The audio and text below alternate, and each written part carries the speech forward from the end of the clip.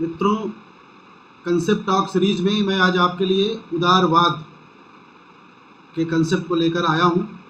उदारवाद का कंसेप्ट बड़ा ही महत्वपूर्ण कंसेप्ट है और पिछले 400 सालों से उदारवाद बहुत ही विवाद का विषय ये कहिए या कहिए अच्छा बुरा जो भी कह सकते हैं। अच्छा भी, कुछ लोग इसको अच्छा ही मानते हैं, कुछ बुरा भी मानते हैं, लेकिन एक बड़ा विषय बना हुआ है।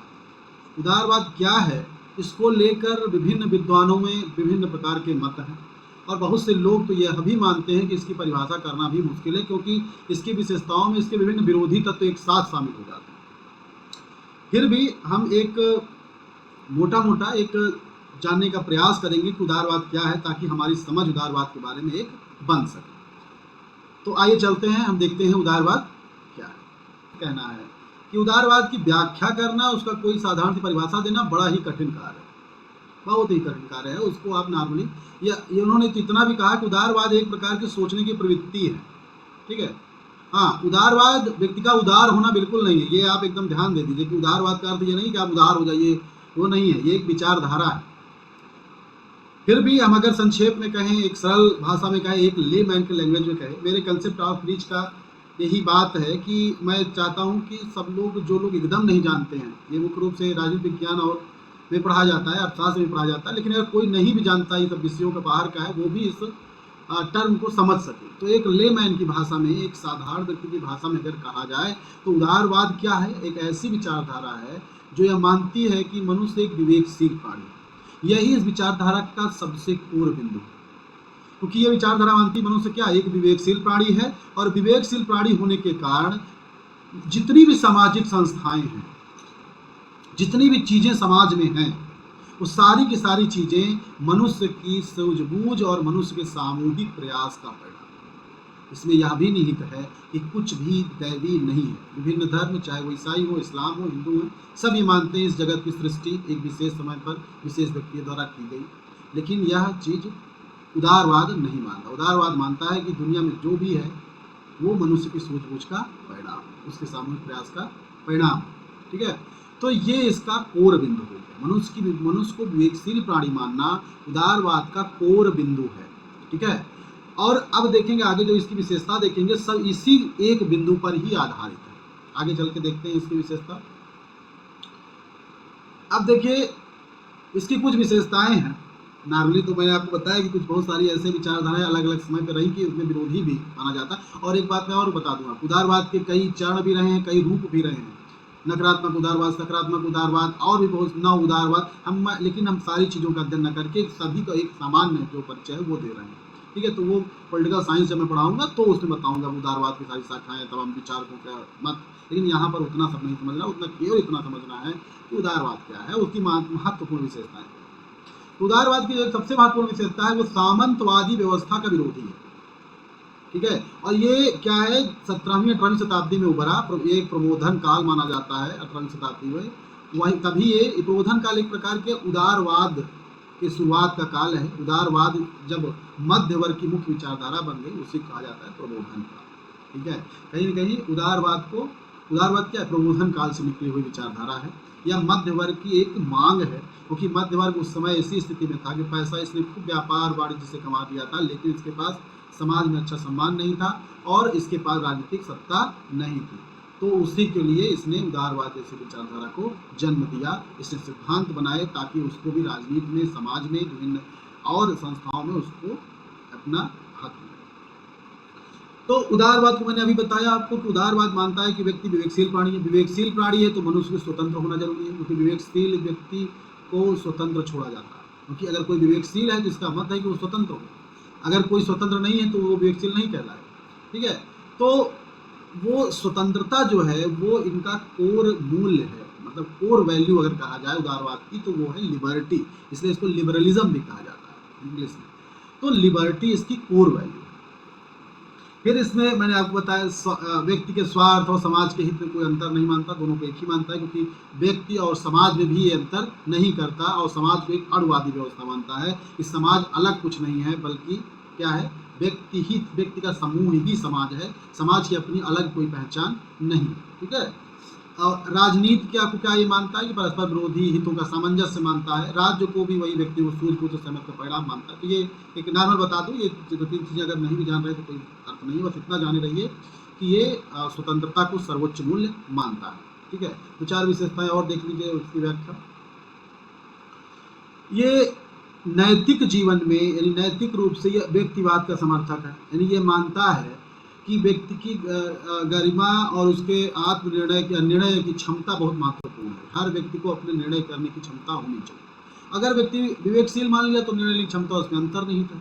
ठीक है, और ऐसे सामाजिक नियमों और कानूनी व्यवस्था का समर्थन करता है जो स्वैच्छिक लेन देन पर आधारित है, यानी कि जबरदस्ती कुछ ना लिया जाए, जबरदस्ती कुछ ना किया जाए। स्वैच्छिक, जो उसका मन हो वो दूसरे को दे सकता है, नहीं मन है तो उस पर कोई दबाव न डाला जाए। दबाव ना तो राज्य द्वारा डाला जाए, ना तो समाज द्वारा डाला जाए, ना परिवार द्वारा डाला जाए, किसी भी प्रकार का विरोध उस पर नहीं डाला जाए, ये इसका मानना है। आर्थिक जीवन में आप जानते हैं कि ये न्यूनतम हस्तक्षेप का कहता जब व्यक्ति विवेकशील है, स्वतंत्र है, तो आर्थिक रूप से जो करता करने दीजिए, न्यूनतम हस्तक्षेप करिए। और यही से निकलता है पूंजीवाद। पूंजीवाद का अर्थ ये है कि सारा जो वितरण, उत्पादन और विनिमय का जो साधन है वो उसका स्वामित्व जो है साधन का वो व्यक्तियों पर है, प्राइवेट है, वो राज्य का स्वामित्व उसमें नहीं है और राज्य इसमें हस्तक्षेप भी नहीं करेगा। अलग से मैं पूंजीवाद एक अलग मैं लाऊंगा, उसमें आपको पूंजीवाद के बारे में बता दूंगा। धार्मिक रूप से ये मानता है कि पंथ निरपेक्षता महत्वपूर्ण है। क्यों? क्योंकि व्यक्ति को अपना धर्म मानने के लिए वो स्वतंत्र है। व्यक्ति चाहे जो धर्म माने या ना माने, दोनों चीजों के लिए स्वतंत्र है। ठीक है, सामाजिक रूप से ये अणुवादी है, अणु लिख लेकिन अणु है, अणुवादी है। अणुवादी का ये अर्थ है कि व्यक्ति क्या है, व्यक्ति समाज में अलग अलग है, अकेला अकेला है, बालू का ढेर है, वो कोई एक जैसे एक में बंधा हुआ नहीं है। समाज कोई बंधी हुई इकाई नहीं है कि पूरा समाज एक पूरा समाज की अपनी अलग पहचान हो, अलग वो नहीं। हर व्यक्ति ही मिलकर समाज बनाता है। जैसे इससे पहले मैंने पॉइंट बताया था कि समाज के हित में और व्यक्ति के स्वार्थ में कोई जो है ये नहीं मानता कि कोई किसी भी प्रकार का टकराव। ठीक है, अगर हम संक्षेप में इसको समझने का प्रयास करें तो मैं आपको बताना चाहूँगा कि जैसे आप मानिए मुख्य रूप से ये विवेकशीलता ये इसका कोर हो गया। जो विवेकशील है वो स्वतंत्र भी होगा, विवेकशील है वो स्वतंत्र होना जरूरी है। और जो स्वतंत्र है उसके लिए ये भी जरूरी है कि उसको जो है आर्थिक मामले में अहस्तक्षेप नीति अपनाई जाए। अहस्तक्षेप यानी कि पूंजीवादी व्यवस्था, पूंजीवाद आ जाएगा। ठीक है, यानी कि आर्थिक जीवन में पूंजीवाद आ जाएगा। धार्मिक जीवन में ये क्या आ जाएगा, पंथ निरपेक्षता का समर्थन देगा, पंथ निरपेक्षता का समर्थन देगा। और नैतिक रूप से क्या मानेगा, व्यक्तिवाद को मानेगा, व्यक्तिवाद को मानेगा। क्यों? व्यक्ति का महत्व ही सर्वोपरि है, व्यक्ति से ऊपर कुछ नहीं। ठीक है, ये कहा जाए कि समाज में किसी भी चीज़ का निर्धारण व्यक्ति के हितों पर ही आधारित है। किसी चीज़ का मूल्य तभी है जब वह व्यक्ति के हितों के लिए मूल्यवान हो, अपने आप में उस चीज़ का कोई मूल्य नहीं। यही है व्यक्तिवाद। ये संस्था कहीं ना कहीं नैतिक रूप से एक भौतिकवादी भी है, भौतिकवादी है, इहलौकिकवादी है। इसी लोक को सब कुछ मानता है, ये परलोक के ऐसी चीज़ों में विश्वास नहीं करता है। ठीक है, भौतिकवाद या इहलौकिकता में विश्वास करता है। सामाजिक रूप से ये अणुवाद को मानता है। अणुवाद यानी कि हर व्यक्ति अलग अलग है, समाज जैसी कोई संस्था नहीं है, समाज नहीं है, कुछ व्यक्तियों का समूह ही समाज है, समाज का अपने आप में विशेष कोई अस्तित्व नहीं है। ठीक है, तो ये भौतिकवादी है, अणुवादी है, व्यक्तिवादी है, पंथनिरपेक्षवादी है, हस्तक्षेप कर पूंजीवादी है, स्वतंत्रतावादी है। और ये सब होने पर कहीं ना कहीं राजनीतिक रूप से प्रजातंत्र को मानता है कि क्या है, सबकी हिस्सेदारी होनी चाहिए। तो लोकतंत्र का भी समर्थन, राजनीतिक रूप से लोकतंत्र का समर्थन करता है। सब ओवरऑल ये स्वतंत्रता का समर्थन करता है। आर्थिक रूप से ये पूंजीवाद समर्थन करता है। धार्मिक रूप से पंथनिरपेक्षता का समर्थन करता है। नैतिक रूप से भौतिकवादी और व्यक्तिवादी है और सामाजिक रूप से अणुवादी है। तो ये विवेकशीलता इसका आधार है, यानी कि ये क्या है, विवेकशीलता के आधार पर इस सब चीज़ें आ जाती हैं। और इसी को कहा जा सकता है, टोटल अगर मिला दिया जाए इसी कह सकते हैं उदारवाद। इतनी विशेषताएं हैं उदारवाद। यानी उदारवाद कैसी विचारधारा है, ऐसी विचारधारा जो राजनीतिक क्षेत्र प्रजातंत्र को स्वीकार करती है, आर्थिक क्षेत्र पूंजीवाद को स्वीकार करती है, सामाजिक रूप से व्यक्तिवाद को स्वीकार करती है, ठीक है, व्यक्तिवाद अणुवाद को स्वीकार करती है, नैतिक रूप से भौतिकवादी और व्यक्तिवाद को स्वीकार करती है, राजनीतिक रूप से प्रजातंत्र को स्वीकार करती है। ये विचारधारा जो है उसे कहा जाता है उदारवाद, ठीक है। स्वतंत्रता ही इसका सर्वोच्च मूल्य है। तो ये आपको समझ में आया या नहीं समझ में आया, कुछ और इसमें एक्सप्लेन करने की आवश्यकता है। ये जितने टर्मोलॉजी जितने आए हैं, व्यक्तिवाद, भौतिकवाद, अणुवाद, पंथनिरपेक्षता, पूंजीवाद, ये सब आपको मैं अलग अलग टर्मोलॉजी बता दूंगा। यहाँ को इतना संक्षेप में समझ लीजिए कि ये बहुत लंबा वीडियो नहीं होता है।